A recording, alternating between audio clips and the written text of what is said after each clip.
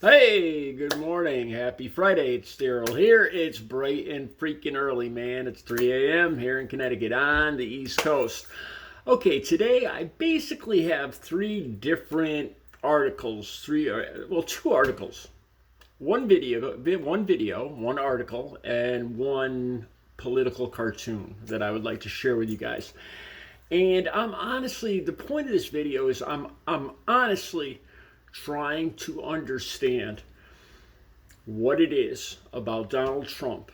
What do Trump supporters see in him? How is it that they believe things that are so obvious to me looking at the facts as I have them, and what I've actually heard Donald Trump say out of his own mouth, like to Secretary of State Raffensperger in Georgia. I heard Donald Trump say to him on the phone, you just need to find us some more votes. You just need to find us some more votes. And I heard his own words. To me, he doesn't care where.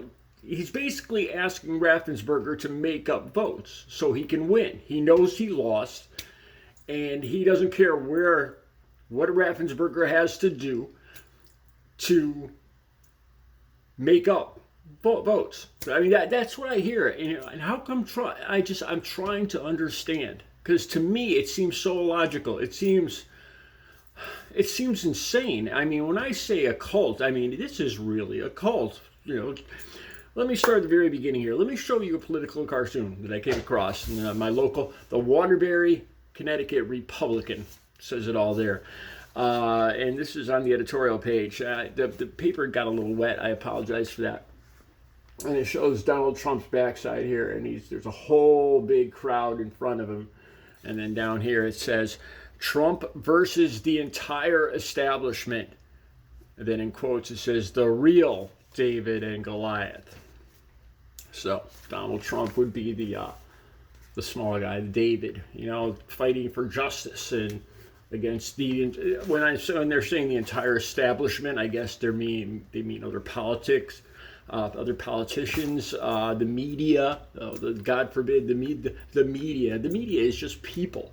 The media is basically feedback. The media is news stories that make money. The media, it's companies that show you what you want to see because they want to put advertising in it. It's basically feeding you back what you want to see. It's your own. They're just showing you, Okay, let's look at this. So they're basically looking at him as a martyr. Like I've done videos where I actually call male Trump supporters. I see male Trump supporters as beta males. And I'm not trying to say that, just to throw a dig in, to troll them or anything like that. That's the way I really see it.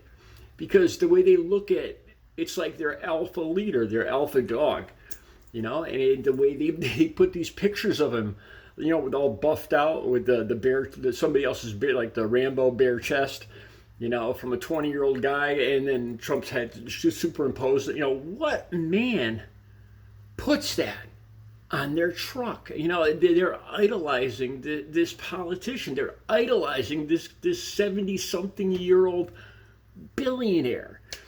And they look at him as their hero, their savior. They're a martyr.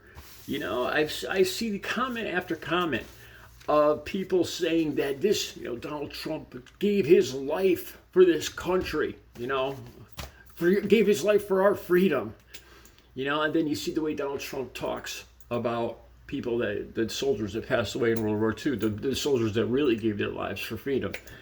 When I hear Donald Trump talk, I notice the one thing that matters the most to him is ratings. If somebody says something he doesn't like, I think it was one of the late night talk show hosts. It's always about the failing New York Times or low ratings Jimmy Kimmel. And his crowd size. What I see is an arrogant. I know we've heard this before, but an arrogant narcissist that's only concerned with adulation and his power. I don't think he gives a flying big Newton about the average American, like me. An average guy making what? 30,000, 40,000. I'm almost poverty level. So what does Donald Trump care about me? Does average American or you or any of you guys? Or does he care about his own power? About his, if you listen to him talk about ratings and stuff like that, I just see a man. And the other thing that strikes me is it's a fact that this guy has mansions upon golf courses. He's never worked an honest day in his life, never drove a truck, never swung a hammer. He has no connection. He's never gone shopping. He's never bought a loaf of bread. He's never done his own laundry. So what kind of connection does he have to me? Why would he care about me? And this guy, it's a fact. Like I said, it always goes back to this guy actually has gold toilets. Why would somebody have gold toilets? He does. If you look this up, I think it's in Trump Tower. Gold plated toilets or solid. I don't know if they're solid, what they are, but they're gold toilets. Do they look good?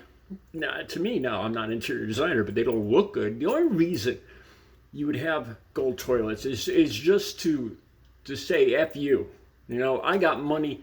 I got so much money that I could crap in this, in gold-plated conveyances, gold-plated toilets. To me, that's just like a big F you. I have so much freaking money, I can crap in it. All right, so the next politician. This guy, let me turn this on here. I got my tablet. This guy's from Louisiana, Representative Clay Higgins. Okay, and he was just they're trying to censure him, and the House Democrats are trying to censure a Republican congressman who slandered Haitian immigrants. Now, this is another thing. It's been put forth. It's obvious. Donald Trump, and this is another thing about Donald Trump. Like, I see this guy just lying. Some people don't. Supposedly Kamala Harris. There was one false thing they came up with when they were counting false statements, and Donald Trump had like 30 something. Okay, so Donald Trump says this thing about cats and dogs. And when you see the interviews from the actual mayor, the actual people in this town, and it's not going on, and now you have this guy, Representative Clay Higgins. How can I trust somebody that's lying to me?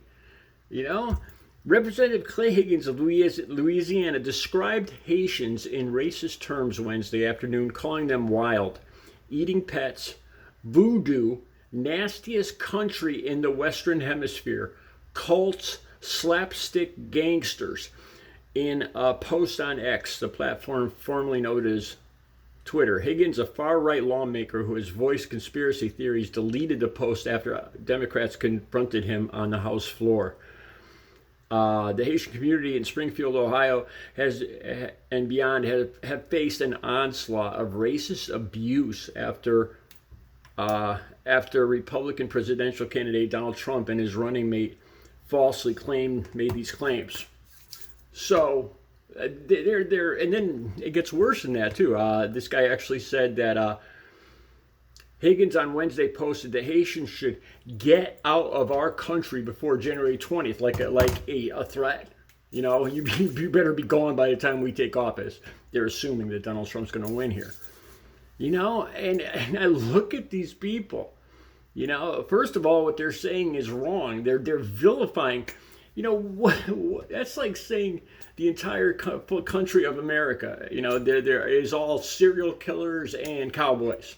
It's taking a broad brushstroke. So he's saying all Haitians are all this.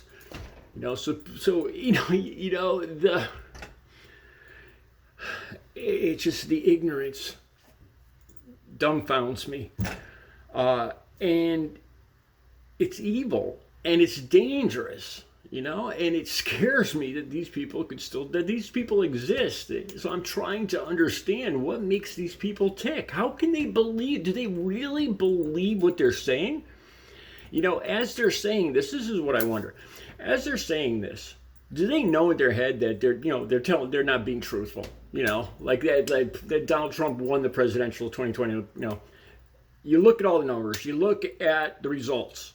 Even the Republicans said, we lost. The numbers are. You look at the numbers. It's a fact. Okay, I mean, do they? I just think it appears that they have this emotion. They're making emotional decisions. They're being motivated by emotions instead of logic, instead of actually using their brains. Like the emotions of fear. What they're scared of, I don't know. If they're scared of foreign people or people that aren't like them, I don't know. But do they really believe this stuff? It seems like a cult. I know I've said cult before, but it scares me. That he's a martyr, and then, these things that are obviously not true. The facts are there in black and white, and they just ignore it. And then it gets to a dangerous point where these, they start threatening other people, and in favor of their alpha leader, their cult leader. I mean, this is a full-blown freaking cult. It scares me. Okay, now, all links will be down below for this, except for the political cartoon, the Waterbury Republican. All right, and the link will be for this Republican lawmaker, Higgins, what's his name? Clay Higgins. The link will be down below for that, so you can read the story yourself. Now, Roseanne Barr was on Tucker Carlson. Tucker Carlson got fired from Fox for perpetrating lies, for telling flat-out lies about the election, about Trump winning the election. He got fired, and Fox got sued, right? Roseanne Barr. Now, granted, Roseanne Barr, I remember when she was a big deal. She was the biggest person on TV, the biggest person in media. Everything revolved around, like in about 84, 85, I guess. Everything revolved, I mean, she became popular with her show, and then her show got so popular that she was making fun of the ABC executives in her show. Like, while she was doing, they would do anything she said, because she was bringing in so much money. Her sitcom became so popular. And to be honest with you guys, it sucked. At the end, it sucked so bad at the end. And she was so full of herself at the end of the sitcom. I think it ran for 10, maybe 9, 10, 11 seasons. And by the last season, it just sucked, man. It just had bizarre storylines about her family becoming billionaires, which she was very rich at this point. It was just like a self-serving vehicle for her, where she could rant about other people in her sitcom, similar to Donald Trump. Okay, so she's just trying to be relevant now, is what I think. So she's on Tucker Carlson, and this is the best link. I'll put this link right on top down below. And she just gets up and she just screams. She's screaming, Donald Trump won the 2020 election. I hate the Democrats. The Democrats stole the election. And, she's getting all her applause and her cheers. It's feeding her. You could tell that's. And Tucker Carlson's giggling behind her. He got fired for these exact lies. And he's just loving it and giggling. And I'm like, how can people be fooled by this? How can they enjoy this? How can they cheer this on? It's dishonest and it's ridiculous, and it's a little scary because of the cult undertones of all this. So then she says, Roseanne Barr says this is where it doesn't even make any sense. She says then the Democrats tried to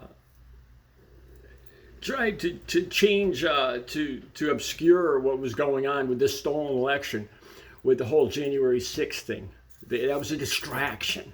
That's the word she said. It was, they tried to distract everybody by the January 6th thing. So I'm trying to figure this out. What does she mean? Like, because it's obvious, I know what I could see here. Donald Trump set this up. He was refusing. He still refuses to acknowledge that he lost. Tells everybody to go to Washington, D.C. It's going to be a big thing. It's going to be wild. Save your country. Everybody shows up there. He tells them to march up and do something, or they're going to lose. March up there right now. Get up there and save your country. They go up there. They actually bust in and overtake, bust through the windows. I don't need to repeat. I don't need to tell you guys what happened that day. By Donald Trump's urging. Did that or did that not happen? I actually have a guy I went to high school with on Facebook, and he says this was all plotted by Nancy Pelosi. You know, really? Because I didn't see Nancy Pelosi out there telling the crowd to go up and overtake the Congress. I saw Donald Trump doing it. Nancy Pelosi was hiding for her life.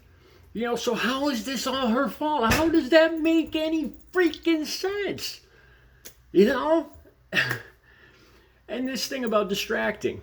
You know, so how does that, it's January 6th, she's saying, was the Democrats' fault. It was a distraction. They were trying to distract from stealing the election.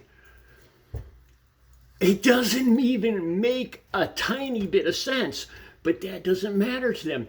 One of the things that sticks in my head, I recently heard a Trump supporter say, we know, those who know.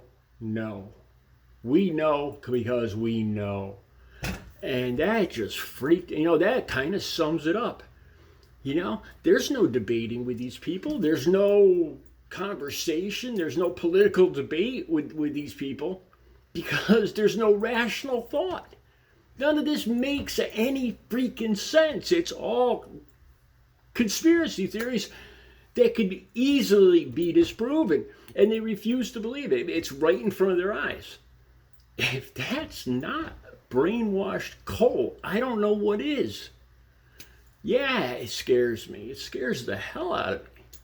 You know, especially when it starts becoming the last girl I dated that actually passed away because she believed this rhetoric. Audrey passed away 3 years ago, August 5th, 2021, the love of my life, my future wife. And she was a Trump supporter. She didn't believe she needed a vaccine. You know, she's an American. She doesn't need to wear a mask. You know, she loved Donald Trump. She named her cat Rush after Rush Limbaugh. She died from COVID because she believed that rhetoric. She believed the Republicans killed her.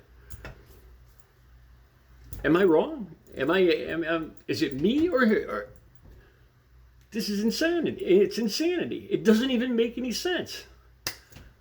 Links will be down below. I'm sorry, I got, as you can tell, I got personal stakes in this, having lost Audrey. Links will be down below. Have a good Friday.